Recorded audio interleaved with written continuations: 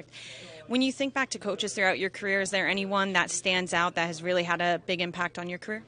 Yeah, for sure. I kind of have two that come to mind. One is Dan May. He grew up coaching me with the North Jersey Avalanche. Had a huge part of my career, in my opinion.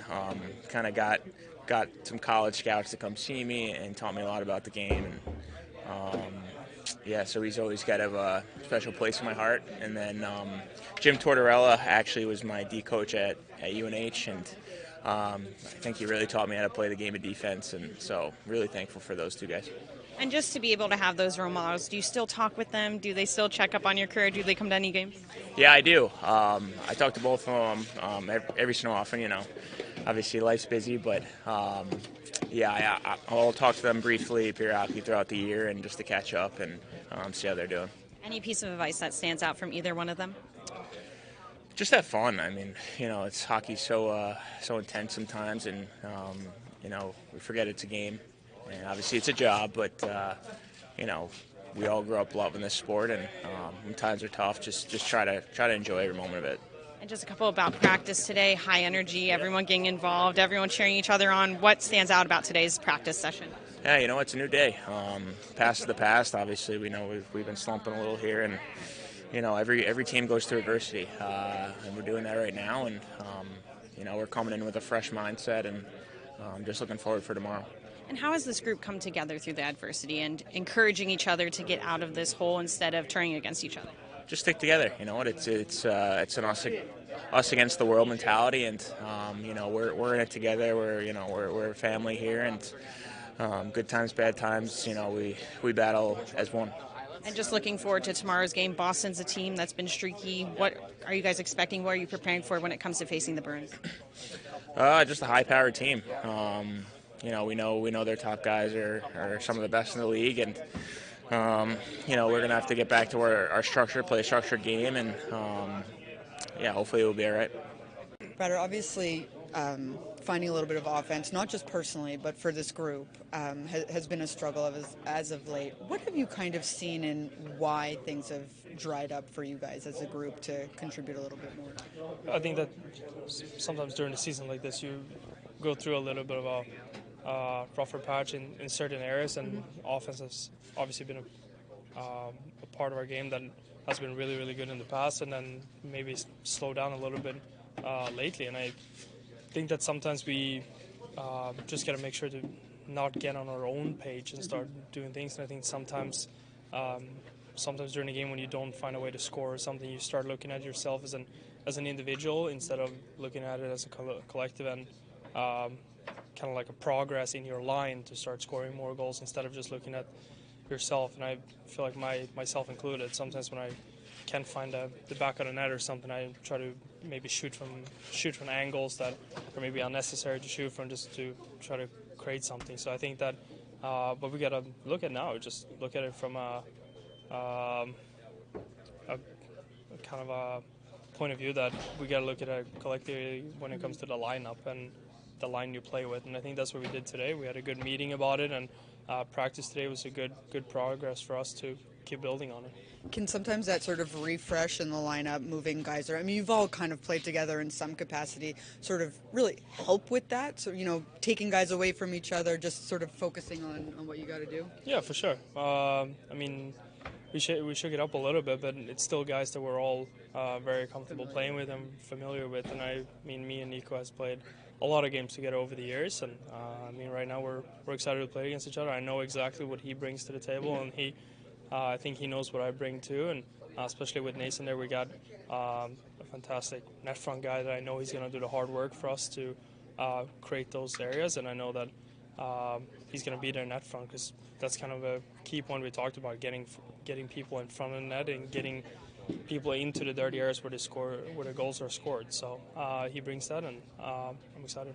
What is it like for you? I know you put a ton of pressure on yourself to contribute offensively, but you're also very cerebral. You think a lot. So what has this sort of stretch been like for you in managing this type of moment offensively without your offense coming? What has it been like? Yeah, obviously it's been a little bit of a process, but we haven't really gone through anything like this as a team, and I think we're kind of excited for the journey to battle through this. We're all committed. We're having a great group that no one's calling each other out for dumping. Everyone is taking responsibility for their own work, and so am I. I'm trying to look for the angles where I can do something good, and that started today. Starting by everyone being here early, getting the work in, talking about the things in the meeting today that needed to be discussed, and then it's about execution in practice. And for me, obviously, getting that good feeling back with the puck, and I get to move my legs, attack, get some shots in, get touch a little extra puck with Murph after the practice, and those are kind of things that you need to do. You can't really change everything overnight. It's kind of back to what I talked about with the progress, and now it's a progress of taking one step at a time, and then keep building. And then I think that once we get over that hump, this group knows what we're capable of. You mentioned a word that was really like journey, right? Like how important foundationally is it to remember that that's what this is? Yeah, I mean it is a journey. You go through things. The kind of things that sticks out for a group is how you get out of it, and this is kind of a thing that I know that we have it here in the group. We saw it so many games this season, and we have played that way so many games, even during this stretch when we have lost games too. It's just that we just gotta stick to that progress and not get away just because the puck doesn't go in the first period. We gotta stick to the progress and the process, and all of a sudden it's gonna come for us. Thanks, Bratt. Curtis, when it comes to a coach that's really stood out and helped you throughout your career, who is it and what impact did they have? Yeah, I mean, first off, I've had many coaches at every level, and it's cool because they're all different. They all offer, different ways of leading, their guidance, and so I try to take a lot from each and every one of them. But there's one that stands out to me. His name's Dean Caban. He was my coach in Bantam back at the Pursuit of Excellence Hockey Academy. Significance of that was, I mean, he's my skills coach now, power skating, whatever you want to call it. Lives down in Anaheim, California. He runs still a hockey academy down there, but every summer we get together for about, I'd say, 8 weeks, and we hit it hard, and we still do the same things that I did as a Bantam, the wrinkles and stuff. And so having that relationship, kind of, giving him a call whenever, bouncing things off him, growing, I guess our game, our work, and trying to push the boundaries has been awesome. And also then seeing, he's got kids around the same age as mine too, so kind of seeing them grow up, it's been very special. So he's number one for me. What piece of advice stands out that he gave you throughout your career? No, I think for him it was just, always trying to get better each and every day. And you think you hit the wall, there's always a different angle at it. At that time, what was I, maybe 12, 13, 14, something like that. You're still growing in your body and whatnot, so sometimes, I broke my collarbone, had to take 12 weeks off, right? And so the training kind of changes, you're starting back on again and whatnot, but I mean, just the passion that he has for the game. When we skate in the summer, we're on the ice at 6 a.m. every morning. He follows that up by being on the ice pretty much until 5 p.m. with his camps in the summer. So his dedication and the work that he puts in is special, and we have fun with it too, because fun is always the most important thing. Looking at practice today, it was fun. There was a lot of energy. People were, banging sticks for great accomplishments. What did you really feel out of the vibe at today's practice? Yeah, it was good. We had a great video session earlier, just kind of recapping our recent stretch, the pieces that are missing, the pieces that we're doing well, and knowing that we're not far off from kind of stringing, a few wins together here. So it doesn't do any good kind of beating yourself up, gripping the stick too tight. On the ice, we're very, detailed in the stuff that we want to work on and translate it into the games, starting tomorrow. So like you said, have some fun. The competition games are always good because it gets us, I guess a little step faster because you want to put the other team down. So all in all, it was a good day. And just looking forward to Boston, a team that is coming in here for the first time. What are you expecting out of them? It's going to be a battle, always is. They're a team that's, I think, still trying to figure out what they are this season. They got a lot of threats, and it's a good test for us. Again, I think we're more focused on ourselves, just kind of, starting the game the same way we did against Ottawa, but then carrying that throughout. You're not getting frustrated if the puck's not going in, and just playing to our structure, our identity, which is moving pucks fast, getting to the interior of the ice, and then just kind of playing that devil's hockey.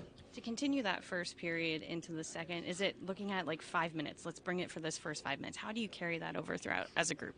Absolutely. You got to kind of look, what you're having success at doing, continue to do that in the areas that exploit them. I mean, we always talk about trying to improve on a day-to-day basis, but within the game, it's the same thing. You got to play 60 minutes, knowing that the team's going to adapt to for what's been happening out there. So, again, that was a good start for us. I'm going to continue just to keep our heads up, keep the vibe up, keep the energy going, get the fans into it, and get a couple goals, because then I think everyone's going to loosen up and get back to who we are. Sheldon, we saw some things change around with the forward group today. What are you looking for out of some of these changes? Just looking to change it up. It's obviously a good time to change it up and see if we can create some new chemistry that can have some things fall into place. And at the same time, it's we've been very patient with the group that we've gone with, and only subtle changes really most of the season. And it's we're just past the midway point, so we can get a look at some different things. But I'm learning more about our team here now. We're going through it. Some individually and collectively, we're going through it a little bit here, and I'm learning more about our team, and I think it's a chance for me to mix some things up and try some different things. But at the same time, I mean, there are some pretty dramatic shifts in there, but I look at it as a little more subtle. Like you still have pairs. You split up some pairs, yet you maintain some with Palat and Jack and Mason and Nico and Cotter and Mercer and Tatar, Lazar, like all these kind of things stay in place. And then, I think there's some compliments there. Bastian hasn't played much with Jack, but, I like that. I know that Bratt and Nico have played a lot historically together and have done very well.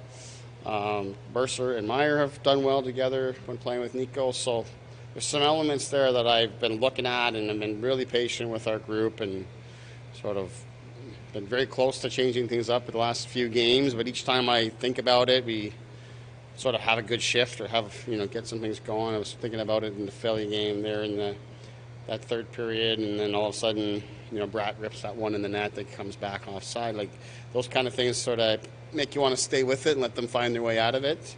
Then a first period like we had the other night, it makes you want to kind of stay with it a little bit. So that's why we've stayed patient as we have, but it's certainly time for something different. As the team honors Jacques Lemaire tomorrow, we're asking about coaches that have had an impact, whether for your playing career or your coaching career. Who's someone who stands out when you think of a coach having an impact? Well, certainly in this case, it would make a lot of sense to speak about Jacques himself, because I have had great fortune to work alongside him. Lou Lamoriello, of course, another Devils legend, brought Jacques in as sort of a coaching mentor my time in Toronto when I was just starting out with the Marlies at the pro level. And he is doing more so with the NHL, with Mike Babcock and his staff.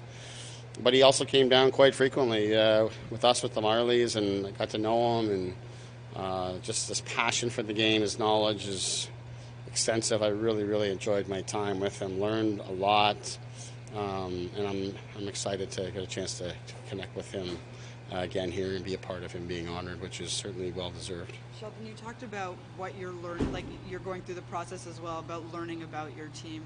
What in this moment where maybe the struggles are there, are you really learning that you're being really cognizant of? Well, I'm just seeing how we handle things, how guys handle things individually, how we handle things collectively, sort of what the symptoms might look like when things are maybe starting to slip, and some things that I can look for to maybe look to correct and stay on top of a little bit quicker. Those are the sorts of things that I didn't get to experience, because a lot of our guys were thriving, and especially our top people were performing at such a high level really all season. I hadn't experienced that for myself firsthand and all that. So I'm learning lots with that, and try to help them through it. And some of the changes today are part of that. One of the things that Jesper was saying is that, we have to remember this is a journey, right? All 82 games are a journey. We're in this moment right now. How important is that foundation mentally to remember that as things are difficult? Yeah, I mean, it's very important. I mean, there's lots of really good teams, lots of Stanley Cup winning teams that have gone through a lot worse stretches than what we're going through right now. So it's important to just keep perspective here. Like haven't played great, but we've been in every single game, and then that is because we've built a good foundation here. Early on our California road trip defensively, where we were not strong and giving up too much, but we've really tightened that up again and have done a good job defensively. Now we've got to find a way to balance that, with the offensive side.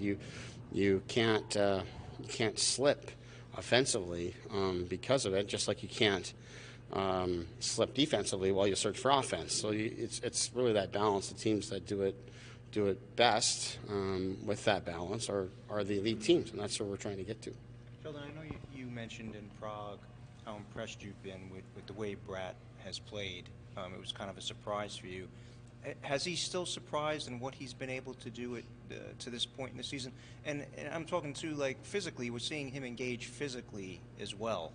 Yeah, man, I don't recall ever saying I was surprised with his play, as I've had great respect for him as a player. I guess I was more surprised because I didn't know him, just how good of a professional he is, how serious he is about his craft, how he works at it, how diligent he is on and off the ice to improve and refine his game. I think he does it all. He defends. He can play against good players. Kills penalties. He's a lead on the power play. Tremendous at coming to the neutral zone. Tremendous at finding and creating space for himself and line mates. I've really enjoyed him. He's another guy that's not producing at the level that he can or that he has, but I like a lot of the habits that he's had inside his game and that he's maintained. Has your goaltending been your biggest plus here so far? The goaltending. Yeah, we've had a lot of pluses. I think our D-corps has played very well as a whole, but certainly, Markey's in a great groove here now. Jake Allen played tremendous for us early in the season when maybe Markey wasn't as strong, but those guys have given us a chance to win every single night. And just getting back to Jacques, I'm curious, was there anything he said or did during your time with the Marlies when he was there to listen to him that impressed you, or something you didn't know that he said? Or the thing that I just took away is the passion that he had for the game and for the sport, how up to speed he is. Obviously, he wasn't coaching in the league for quite some time at that point, but how knowledgeable he was, to stay on top of the league. And like I said, we've kind of lost touch and haven't connected for a number of years, but even after he wasn't as involved with the Leafs, he would reach out and we would have some conversations, and it was clear that he's watching, even the American League, he's watching. Just incredible passion. It comes through how he talks about the game, but just knowledgeable in all sorts of ways. I mean, he obviously has earned the reputation of being just a tremendous defensive coach and structured coach, but lots of great insights on the offensive side of the game as well. Are there any updates on Hall, and has he resumed skating yet? He has resumed skating on his own. No real update in terms of the timeline. Your thoughts on Meyer's recent game, and do you think his overall numbers have maybe been a little bit of a victim of circumstance, being the top guy in San Jose but playing with more talent here? I think where his game's at, I think he's like a lot of other guys trying to find his rhythm offensively, and at times maybe overthinking it a little bit. But he's been a good player for us. He's driving play. He's getting us down to the offensive zone. He's been physical. In terms of his numbers, I don't look at that stuff. Like, I really don't over the course of the season. So I don't know where he's at. Obviously, he's not on power play 1, so that's going to take away some of your numbers and take some of the wind out of your sails a bit offensively. But that's part of the deal, and he and I have talked about that. That's he signed here, committed here long term. He knew the talent that was around him and the type of team we're trying to build. And we have him involved in our 6-on-5 situations, and he's sort of the next man up on our power play quite frequently. He's usually the first guy on the line change that comes over the boards to begin the second unit and be kind of that mix with the first unit. You want to get him those looks, but he's eager to find his way back in his game. I don't know where his game's at in terms of 5-on-5, historic numbers and stuff like that. I know of late it hasn't been good, but there was a time when he was quite strong for us. So Um, we've got, you guys would probably know better than me, but we've got a lot of streaky scorers on our team. There's no. I had a 70-goal scorer, right in Toronto, where I came from. And even those guys tend to be streaky. The guys that score 50, 60, 70. So the guys are getting 25, 35, 40. They're very streaky. So you're going to get these ups and downs. Just so happens we've got a lot of them happening at the same time, which is sort of what's going on here. And you hope that when one guy's on a down, that the other get others on the upswing, and then it kind of balances out. So that's what we're hoping to get back to. Sheldon, you talk about duos when we were talking about changing up the lines. How integral has Pally been to Jack that it's, foundationally you've got to keep those guys together in this moment? Well, yeah, I mean, I generally like to keep pairs together. Like, I don't like to mix it up too much, Yeah, I think their games complement each other well, because we talked about it when Bratter's there, and the reason why we've kept the lines as they have been for so long is I believe, I believe that's the ideal lines for our group, and they've done really well. So you want to trust it and work with it, but doesn't mean that something different can't work for the short term, or maybe something works out to be better. I don't expect all four lines to click and be like, these are our lines for the rest of the year, but it's going to get us through a little bit of a funk here and kind of get us going, perhaps. But you like the way that Pally pairs with Jack in terms of the work that he does off the puck, the experience he has defensively, the confidence he has defensively. But Pally also makes great plays with the neutral zone. He doesn't, if Jack gives him a puck, he's capable of advancing the play and making a positive play with it. So I think just the work habits that he has, the defensive utility, and the fact that he still makes a play, can still finish a play and score as he's done for us. So I like that a lot. And then Bastian for me is, while our team has been in a bit of a funk here, Bass has been terrific. He's played his best hockey of the season. He's super confident right now. I think we've scored in the last stretch of games here. We've scored 4 goals at 5-on-5, and Bass has been on the ice for 3 of them. Right. So he's just working, skating off the puck, and if that can help get Jack's game going a little more straight lines and pace and simplifying things a little bit more as a line, as a trio, and the way that Jack and Pally can work together and Bass will be around the net.